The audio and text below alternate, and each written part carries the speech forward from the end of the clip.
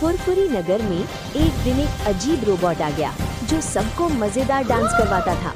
मोटू ने सोचा इससे समोसा दिलवाऊंगा और उसने रोबोट का बटन दबा दिया। अचानक पूरा बाजार डांस मोड में चला गया। मोटू को सड़क पर एक रहस्यमय डिब्बा मिला। सीताराम उसने सब पतलू को बुलाया डांस और करने दोनों लगे। ने उसे खोला इंस्पेक्टर तो चिंगम भी अंदर बोल एक उठा, चमकदार No पत्थर one था। can escape from doctor my झटका ने dance। बताया सब कि लोग ये हंसते पत्थर हंसते जिसे भी लोटपोट हो छुएगा, गए। उसे आखिर में तेजी पता से चला दौड़ने कि की शक्ति रोबोट मिल सिर्फ जाएगी। हंसी फैलाने आया मोटू था। ने छुआ पूरा और शहर वो खुश हो बिजली की गया। तरह दौड़ने लगा, पर रुक नहीं पा रहा था। पतलू, डॉक्टर झटका और घसीटा राम स्कूटर पर उसके पीछे भागे। आखिरकार चिंगम सर ने जाल खींचकर मोटू को रोका। सब हंस पड़े और मोटू ने कहा, बस भाई, समोसे ही ठीक हैं, सुपर पावर से दूर ही अच्छा।